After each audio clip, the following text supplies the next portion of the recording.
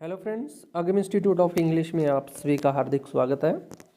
देखिए, कल भी मैंने लाइव होने की कोशिश की थी और जिसके अंदर जो है क्वालिटी जो थी, वॉइस क्वालिटी थी, वो क्लियर नहीं हुआ आ रही थी। आज भी लाइव होने की कोशिश की बट कुछ टेक्निकल इश्यूज आ रहे हैं जिसकी वजह से लाइव नहीं हो पा रहा।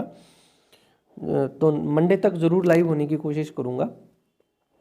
अपना जो टॉपिक चल रहा था वो टीचिंग मेथड चल रहा था और आपको पता टीचिंग मेथड से रिलेटेड रीड के अंदर क्वेश्चन जो है वो पूछे जाते हैं। और जब अपने टीचिंग मेथड करने से पहले अपने क्या करेंगे कि इसको स्टार्टिंग से देखेंगे कि क्या क्या है और क्या क्या नहीं है। तो सबसे पहले रीड के अंदर इन्होंने जो टॉपिक दिया है वो दिया है इन्होंने principle of English teaching. Principle of English teaching इन्होंने सबसे पहला टॉपिक दिया है। तो प्रिंसिपल ऑफ टीचिंग इंग्लिश करने से पहले अपने को ये पता होना चाहिए कि इंग्लिश एक लैंग्वेज है। इंग्लिश एक क्या है? लैंग्वेज, इसका प्रोनाउंसिएशन रहेगा। इंग्लिश एक लैंग्वेज है। अब अपन बात करें कि लैंग्वेज है क्या। देखिए, जब लैंग्वेज की बात करें तो लैंग्वेज है क्या? एक मीडियम ऑफ कम्युनिकेशन है। मीडियम ऑफ कम्युनिकेशन है जिसके अंदर क्या करता है कि एक व्यक्ति अपने आइडियाज़ को, थॉट्स को एक्सप्रेस करता है। आइडियाज़, थॉट्स को, अपनी फीलिंग्स को एक्सप्रेस करता है। तो ये क्या है? लैंग्वेज है। और यदि अपने बिगिनिंग की बात करें, बिगिनिंग ऑफ ह्यूमन सिविलाइजेशन की, और उस वक्त यदि अपन बात करें कि क्या इंसान उस वक्त भी बोलता था, किसी लैंग्वेज का यूज़ करता था? उस वक्त किसी भी प्रकार की लैंग्वेज का यूज़ नहीं किया जाता था। इंसान अपने थॉट्स को या अपने भावों को एक्सप्रेस करने के लिए वो एक साउंड निकालता था। वो साउंड किसी न किसी रूप में किसी चीज़ का सिंबल होती थी। देखिए, सेम वैसा ही प्रोसेस है जैसा आजकल जो है अपन देखते हैं एनिमल्स के अंदर, बर्ड्स के अंदर। अब देखिए, यदि अपन बात करें डिस्कवरी चैनल अपन देखते हैं तो देखते हैं ना कि एनिमल्स जो है वो बड़ी ही मस्ती से अपना पानी पी रहे हैं, घास फूस खा रहे हैं। लेकिन जैसे ही हंटर एनिमल आता है ना तो वो आवाज़ निकालते हैं जिसको पता चलता है। तो आने वाले खतरे की जो वो उनकी आवाज़ होती है उसके साथ वाले जो एनिमल्स होते हैं ना वो उसी वक्त कैच कर लेते हैं और वो इधर उधर देखना स्टार्ट कर देते हैं। एक और अपन एग्जांपल है कि जैसे कौवे की अपन बात करें कि एक तो नॉर्मल कौवा काव काव करता है, सभी सुनते हैं और उससे कोई फर्क नहीं पड़ने वाला होता है ना। और यदि वही कौवा किसी दूसरे कौवे के मरने पर काव काव करता है तो आपने देखा होगा हजारों कौवे जो हैं उसके ऊपर मंडराने लग जाते हैं। इट मीन्स, ठीक, वो बात अलग है कि हमें उस चीज़ का समझ में नहीं आ रही उसकी फीलिंग्स, बट दूसरे बर्ड्स जो हैं वो उसकी फीलिंग्स को, उसकी जो जाति के जो बर्ड्स हैं उसकी फीलिंग्स को समझते हैं। सेम उसी प्रकार से इंसान भी अपनी क्या निकालता था? आवाज़ें निकालता था। और वो जो आवाज़ जो थी, उस आवाज़ जो होती थी वो किसी न किसी चीज़ का सिंबल होती थी और वो सिंबल जो थे वो बने अल्फ़ाबेट। वो सिंबल क्या बने? अल्फ़ाबेट। और अल्फ़ाबेट से क्या हुआ? लैंग्वेज जो है वो सामने आई। तो अब अपन देखते हैं इसके अंदर क्या क्या कुछ लिखा हुआ है। देखिए, पेलपोथिस ने लिखा language is a medium of communication. Language is a medium of communication through which one expresses his thoughts, ideas, feelings etcetera. कि लैंग्वेज जो है वो मीडियम ऑफ कम्युनिकेशन है जिसके अंदर एक व्यक्ति जो है अपने आइडियाज़ को, थॉट्स को, फीलिंग्स को क्या करता है? एक्सप्रेस करता है। नेक्स्ट लाइन में क्या लिख रहा है? Several languages spoken in different parts of world. कि बहुत सारी लैंग्वेज जो हैं वो वर्ल्ड के डिफरेंट पार्ट्स के अंदर अलग अलग भाषाएं बोली जाती है। अपन कह देते हैं ना कि 100 कोस पे पानी और आवाज़ बदल जाती है, वाणी बदल जाती है, भाषा बदल जाती है। तो उसी प्रकार से वर्ल्ड के प्रत्येक हिस्से के अंदर उनकी अपनी खुद की कोई लैंग्वेज है। At the beginning of human civilization, humans used indications. Human क्या करता था? Use indications to convey their message. Slowly these gesture, देखिए, posture, signals changed to alphabetic symbol. These alphabet formed a language. Thus the language become the means to communicate message. और इस प्रकार से जो language जो थी वो किसका साधन बन गई? कम्युनिकेट करने का एक साधन बन गई। अब देखिए, thus a language play a big role in the present civilization. देखिए, यदि सिविलाइजेशन की बात करें तो सिविलाइजेशन को प्रेजेंट करने के अंदर जो लैंग्वेज जो है वो बहुत ही इंपॉर्टेंट रोल प्ले करती है। ये अपन नॉर्मल लाइफ के अंदर देखते हैं कि किसी भी व्यक्ति की वाणी जो है वो हमें ये बताती है कि इसका जो बैकग्राउंड क्या है, परिवार के अंदर इसके जो है बोलने चलने का, एजुकेटेड फैमिली का क्या है, वो हमें सब चीज़ उन चीज़ों से पता चलती है। अब देखिए यदि अपन फंक्शन ऑफ लैंग्वेज की बात करें, फंक्शन ऑफ लैंग्वेज जो है वो कैन बी लिस्टेड। क्या क्या है फंक्शन जो है, सबसे पहले इन्होंने जो फंक्शन दे रखा है वो क्या है कि language is a medium of communication, कि लैंग्वेज क्या है, मीडियम ऑफ कम्युनिकेशन है। सेकंड क्या है, यूनिक पैटर्न है लैंग्वेज का। और थर्ड इसने क्या कहा है कि language is a carrier of civilization and culture, कि लैंग्वेज जो है वो करियर है सिविलाइजेशन की और कल्चर की। देखिए भाषा के द्वारा ही हमारे रीति रिवाज जो है वो एक जनरेशन से सेकंड जनरेशन के अंदर जाते हैं। थर्ड है it is a form of social behaviour, बिल्कुल सही बात है, सोशल बिहेवियर की एक फॉर्म है। और it is a medium of instruction, क्या है, किसी को निर्देश देने का, किसी व्यक्ति को निर्देश देने का ये क्या है, मीडियम है। अब देखिए अपन बात करते हैं प्रिंसिपल ऑफ टीचिंग इंग्लिश की। और प्रिंसिपल ऑफ टीचिंग इंग्लिश की अपन बात करें तो language learning A foreign language is a difficult task. Learning A foreign language is a difficult task. ये हम समझते हैं कि हमें कितनी की इंग्लिश आती है या फ्रेंच कितनी का आती है, ठीक है, जापानीज़ कितनी का आती है, क्योंकि एक लैंग्वेज लर्निंग जो है वो एक डिफ़िकल्ट टास्क है। The latest approach to all language learning and teaching is scientific. अब देखिए जितने भी लेटेस्ट अप्रोच हैं लैंग्वेज से रिलेटेड या लैंग्वेज जो टीचिंग जो है, टीचिंग जो प्रोफेशन है ये एक साइंटिफिक प्रोफेशन है जिसके अंदर अपन क्या करते हैं, प्रयोग करते हैं, ठीक है, एक्सपेरिमेंट करते हैं। और एक्सपेरिमेंट द्वारा अपन देखते हैं कि किस एक्सपेरिमेंट से या किस वे से बच्चा बहुत अच्छे से सीख लेता है। बेस्ड ऑन क्या है ये, बेस्ड ऑन है ये साउंड लिंग्विस्टिक प्रिंसिपल। बिल्कुल अच्छी बात लिखी है इसने, किसके ऊपर बेस्ड है, साउंड लिंग्विस्टिक प्रिंसिपल पर बेस्ड है। अब देखें कि अपना यदि बैकग्राउंड देखें या अपन पीछे जाएं तो हमें क्या था, 9th क्लास के अंदर या 10th क्लास के अंदर आते ही जी टेंस करवा दिए, ठीक है, प्रेजेंट करवा दिया, पास्ट करवा दिया, और हम ताती ते में और SES के अंदर ही उलझे रहते थे। क्यों? क्योंकि हमें न तो लिसनिंग कभी करवाएगी और न ही स्पीकिंग कभी करवाएगी, क्योंकि किसी भी लैंग्वेज को सीखने का जो फंडामेंटल रहता है वो क्या रहता है, LSRW, यानी कि सबसे पहले लिसनिंग, फिर स्पीकिंग, फिर रीडिंग और राइटिंग। और हमारे ऊपर जो अप्लाई किया गया है वो रीडिंग और राइटिंग ही हमारे ऊपर थोपी गई है। हमें न तो लिसनिंग करवाएगी और न ही हमें कभी स्पीकिंग करवाएगी है। लेकिन लैंग्वेज जो है वो किसके ऊपर बेस्ड है, लिंग्विस्टिक, साउंड लिंग्विस्टिक प्रिंसिपल के ऊपर बेस्ड है। ये बात ध्यान रखना, ये इंपॉर्टेंट लाइन है। The general principle of learning a language have been devised by authorities after hard labor, observation and experiments। और जो भी प्रिंसिपल जो है लर्निंग की, अब प्रिंसिपल ऑफ लर्निंग जो है ये क्या है, किसके द्वारा डिवाइज्ड किए गए हैं, अथॉरिटीज़ के द्वारा, और उनके द्वारा भी एक हार्ड वर्क करने के बाद, ऑब्जर्वेशन के बाद, एक्सपेरिमेंट के बाद। These principle are quite simple in nature and are great help to teachers of English language। और ये जो प्रिंसिपल जो है बिल्कुल सिंपल है नेचर के अंदर और एक टीचर की बहुत अच्छी हेल्प करते हैं। To teach English effectively the English teacher should bear in mind the following general principle of language learning teaching. वो कौन कौन से प्रिंसिपल्स हैं जो एक टीचर को रखने चाहिए। सबसे पहला यदि जो आता है वो आता है principle of speech before reading and writing. देखिए पहले भी अपन बात की थी LSRW,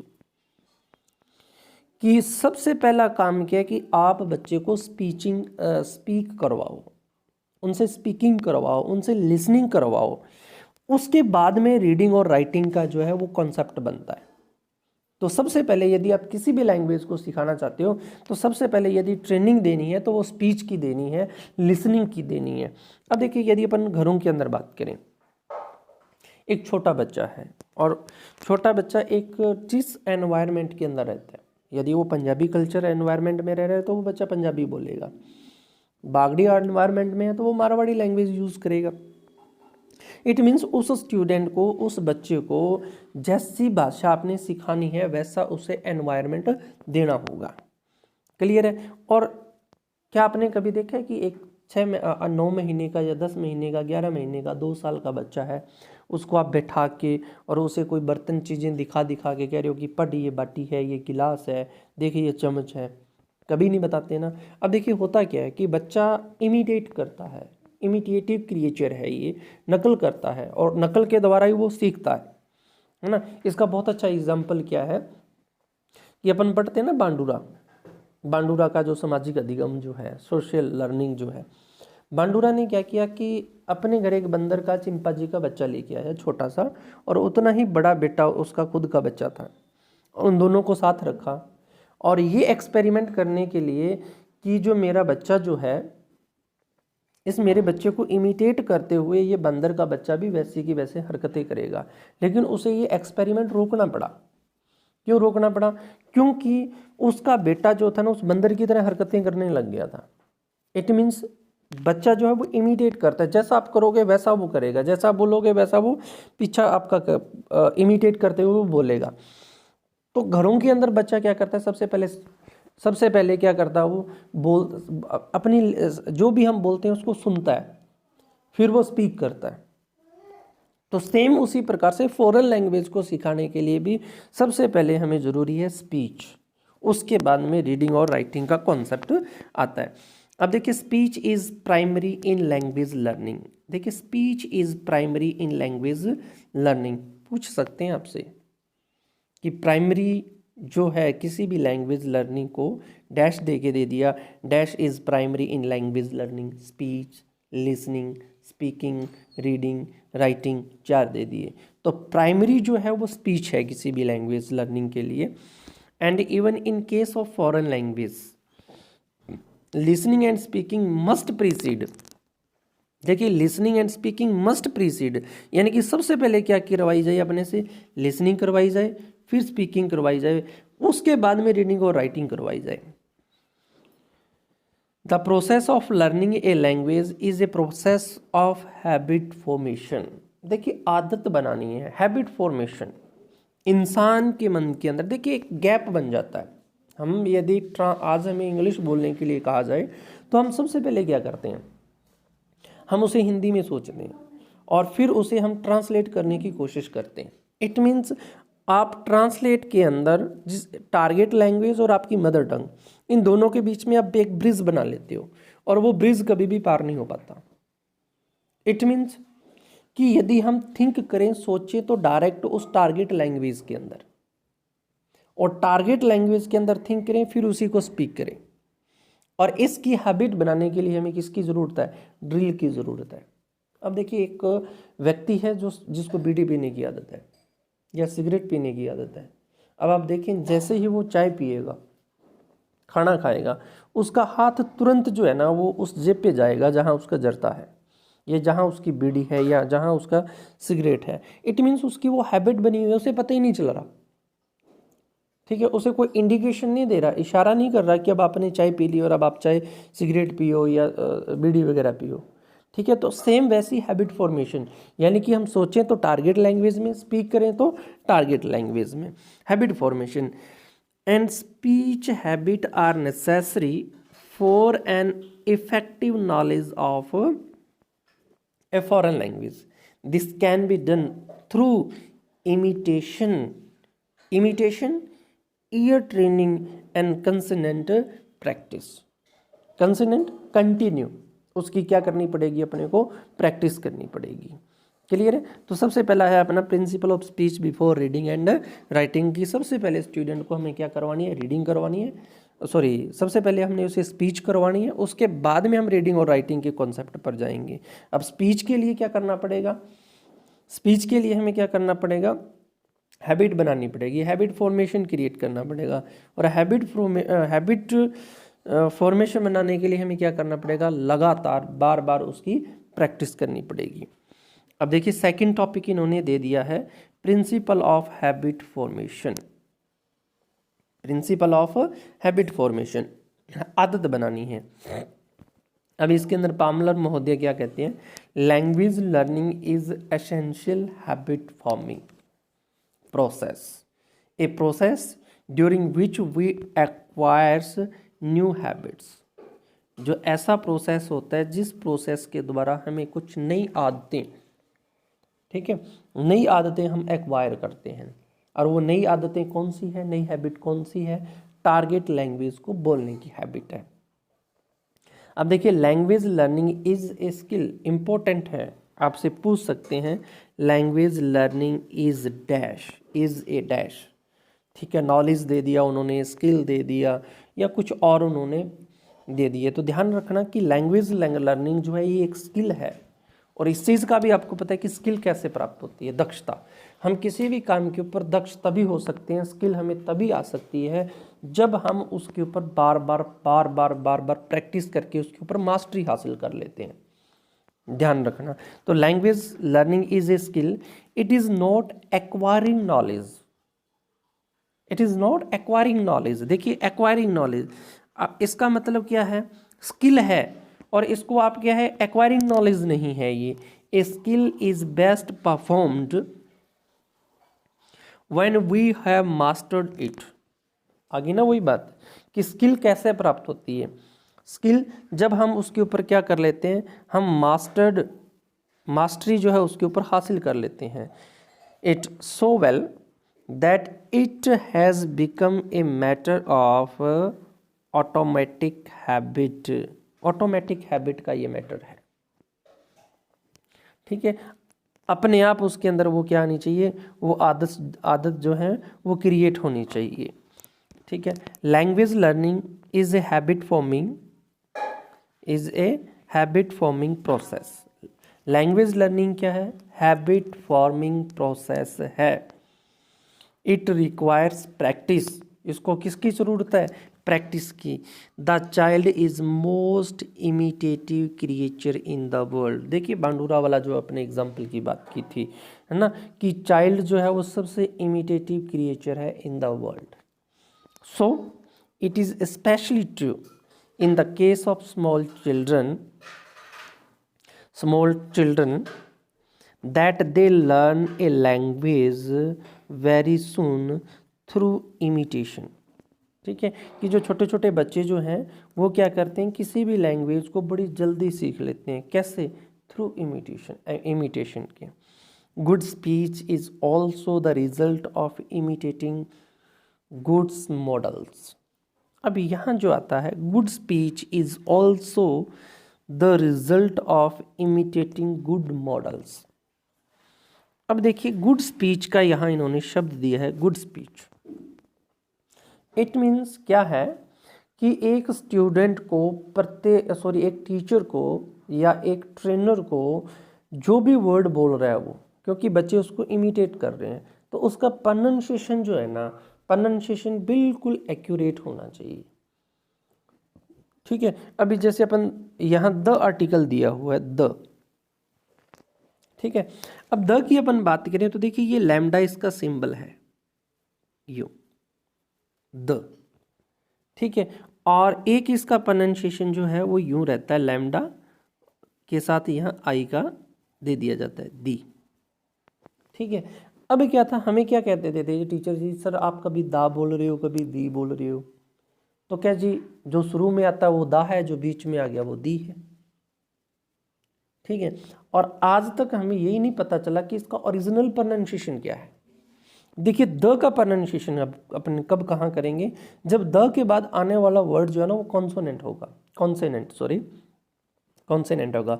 और दी प्रोनाउंसिएशन तब करेंगे जब उसके बाद आने वाला जो वर्ड है वो वोल साउंड होगा, whole sound, not a vowel sound, ठीक है, वोल साउंड होगा।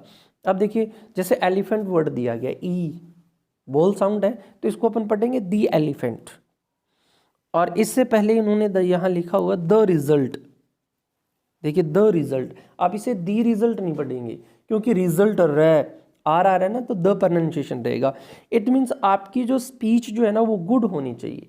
आपकी स्पीच यदि गुड है, आपका प्रोनाउंसिएशन अच्छा है, तो बच्चे भी उसी को क्या करेंगे, इमिटेट करेंगे, उसे सीखेंगे, है ना। इसी प्रकार काऊ के प्रोनाउंसिएशन की बात करें, है ना, इसे क्या बोलते हैं, काऊ, हाउ, नाउ, है ना।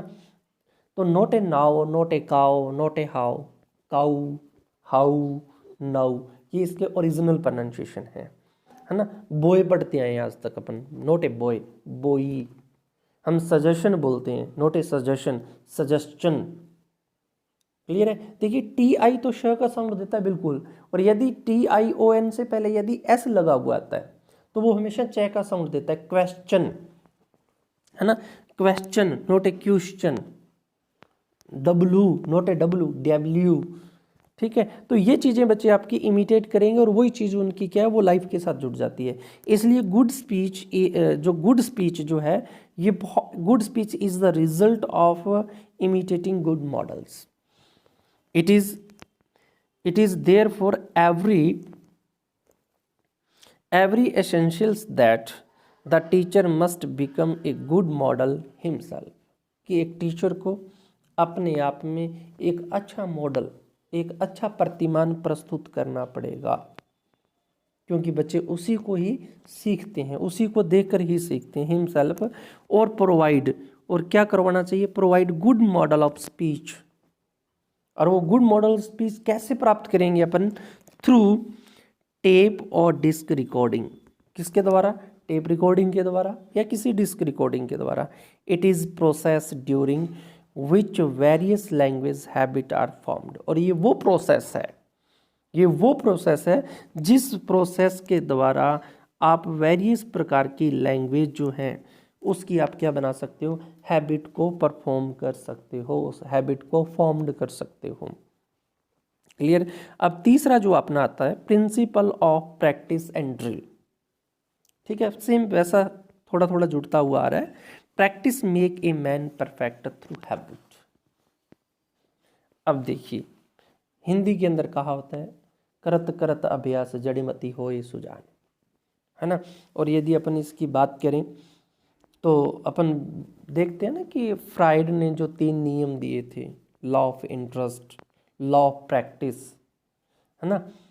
अब जो इसके अंदर जो लॉ ऑफ प्रैक्टिस जो है, कि यदि आप किसी भी चीज़ को पर प्रैक्टिस नहीं करोगे तो एक समय आएगा कि आप भूल जाओगे।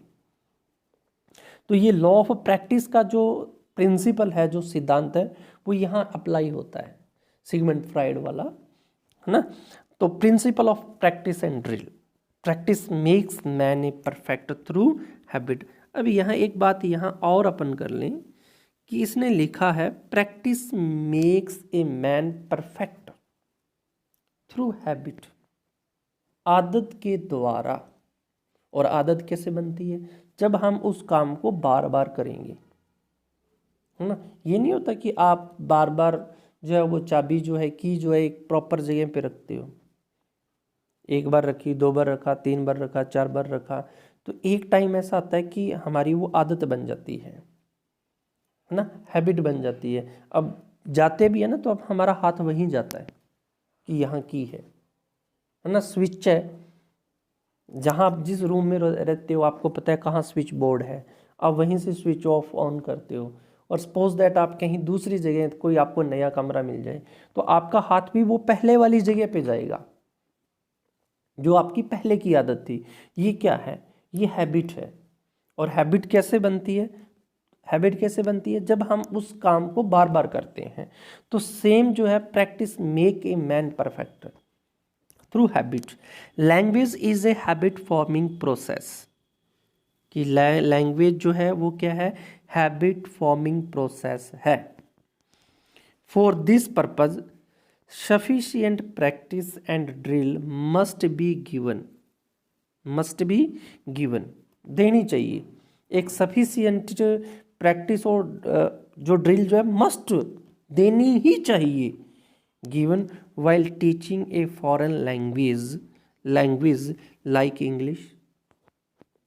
ठीक है, language is a skill subject, अपन पहले भी बात कर चुके हैं। इसको लैंग्वेज प्रोनाउंसिएशन मत करना, लैंग्वेज, और ये सब्जेक्ट नहीं है भाई, ध्यान रखना। क्या नहीं है? सब्जेक्ट नहीं है, सब्जेक्ट है इसका प्रोनाउंसिएशन। ऑब्जेक्ट नहीं होता, ऑब्जेक्ट है इसका प्रोनाउंसिएशन। ठीक है, language is a skill subject not knowledge, इसका प्रोनाउंसिएशन भी नॉलेज है, नॉलेज नहीं है। And not knowledge subject. ठीक है, किसी भी चीज के ऊपर नॉलेज इकट्ठा कर लेने पर उसके ऊपर मास्टरी हासिल नहीं होती। ठीक है, अब हो सकता है आपको ये लगे कि सर नॉलेज होगा तो अपने आप वो चीज़ आ जाएगी। इसका आपको एक एग्जांपल देता हूँ मैं। साइकिल चलाना है, साइकिल चलाने के लिए हमें किस चीज़ की ज़रूरत है? नॉर्मल देखा जाए, हैंडल पकड़ना है, सीट पे बैठना है और पैडल मारना है, सामने देखना है। बात तो इतनी है। और इस चीज़ का नॉलेज किसको नहीं है? हर किसी को ज्ञान है। क्या फिर भी इंसान साइकिल चला लेता है? अब साइकिल चलाने के लिए तो भाई आपकी कूहनियाँ हैं, गोडे हैं, उनको छिलाना पड़ेगा, है ना। पैंट भी फटेगी, और पैंट जो है वो चैन कवर में भी आएगी, चैन में भी फंसेगी, गिरोगे भी, किसी के अंदर भी ठोकोगे। तो ये जो प्रोसेस जो आप बार बार करते हैं अपन, है ना। याद होगा जी, आधा पैडल आ गया मुझे, अब पूरा पैडल आ गया, अब मैं डंडे पे चला लेता हूँ, अब मैं सीट पे चला लेता हूँ। देखिए एक लंबा प्रोसेस था साइकिल चलाने के लिए। ठीक है, तो सेम उसी प्रकार से देखिए, ये तो नॉलेज सभी को है, लेकिन साइकिल चलाना तभी आएगा जब आप उसके ऊपर क्या करोगे? बार बार प्रैक्टिस करोगे। तो सेम उसी प्रकार से एक नॉलेज किसी लैंग्वेज के ऊपर होना वो एक अलग मैटर है, लेकिन उस लैंग्वेज को यदि अपन लिसनिंग और स्पीकिंग की बात करें तो लिसनिंग और स्पीकिंग विदाउट प्रैक्टिस के नहीं आएगी, विदाउट हैबिट फॉर्मेशन के नहीं आएगी। हम MA B.Ed कर चुके हैं या BA B.Ed कर चुके हैं, जो भी है हमारी जो क्वालिफिकेशन है, क्या आज हम इंग्लिश को एक गुड स्पीच कर सकते हैं? क्या हम बोल सकते हैं? क्या हम उसे जो है किसी जो इंग्लिश के अंदर किसी का इंटरव्यू आ रहा है, क्या हम उसे अंडरस्टैंड कर सकते हैं? नहीं। हाँ, इतना है कि यदि आपको अखबार दे दिया जाए, कोई स्टोरी दे दी जाए, कोई नॉवल दे दिया जाए, आप उसको पढ़ के 80-90% तक आप आइडिया लगा लोगे कि ये कहना क्या चाह रहा है। इट मीन्स 6 क्लास से लेकर अब तक हमारी जो हैबिट फॉर्मिंग हुई है ना, वो सिर्फ और सिर्फ किसकी हुई है? रीडिंग की हुई है या फिर राइटिंग की हुई है। क्लियर? अच्छा, अब क्या है कि language is a skill subject and not a knowledge subject. किस प्रकार से? Like dancing, painting and music etcetera. Same वैसा प्रोसेस है। Sufficient practice is needed in language learning. किसी भी लैंग्वेज को लर्निंग के लिए आपके पास क्या होनी चाहिए? सफिशिएंट प्रैक्टिस की आवश्यकता है। The value of repetition at proper intervals of time can hardly be ignored.